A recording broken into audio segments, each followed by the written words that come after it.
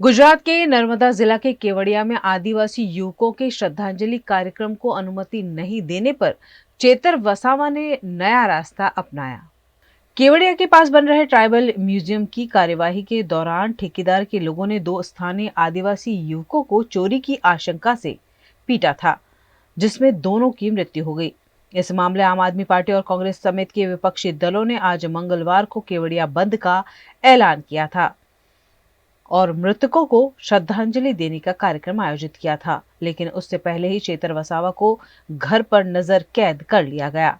वहीं कांग्रेस के विधायक अनंत पटेल को भी नजर कैद किया गया। कांग्रेस नेता और पूर्व विपक्ष नेता सुखराम राठवा को भी पुलिस ने डिटेन किया। ऐसे में देडियापाड़ा में ही श्रद्धांजलि कार्यक्रम का आयोजन किया गया।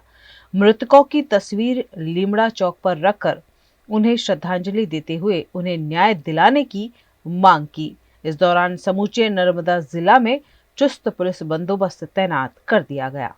केवड़िया खाते ट्राइबल म्यूजियम में जे आदिवासी युवानोनी हत्या करवामां आवी हती, मार मारवामां आव्या हता, तो ते मृतक युवानोने श्रद्धांजलि आपवा माटे આજે કેવડિયા ખાતે કાર્યક્રમનું જે આયોજન કરવામાં આવ્યું હતું, ત્યારે તમામ આદિવાસી નેતાઓને એક થઈને શ્રદ્ધાંજલિ કાર્યક્રમમાં ભેગા થવા માટે ધારાસભ્ય ચૈતર વસાવાએ આહવાન કર્યું હતું, જેના પગલે તમામ આદિવાસી પટ્ટામાંથી આજે જે આદિવાસી આગેવાનો હતા તે કેવડિયા આવવાના હતા, પરંતુ કાયદો અને વ્યવસ્થા જળવાય તે માટે પોલીસ દ્વારા સવારથી જ બંદોબસ્ત ગોઠવી દેવામાં આવ્યો છે અને જે કાર્યક્રમ છે તેની પરમિશન તંત્ર દ્વારા આપવામાં આવી નથી, જેના કારણે આપ તસવીરોમાં જોઈ શકો છો રાજપીપળા વડિયા જકાત નાકા પાસે અત્યારે હાલ ઊભા છે। પોલીસ દ્વારા સઘન વાહનોનું ચેકિંગ કરવામાં આવી રહ્યું છે અને જે લોકો કેવડિયા જઈ રહ્યા હોય તેવા લોકોને ખાસ કરીને અટકાયત કરવામાં આવી રહી છે।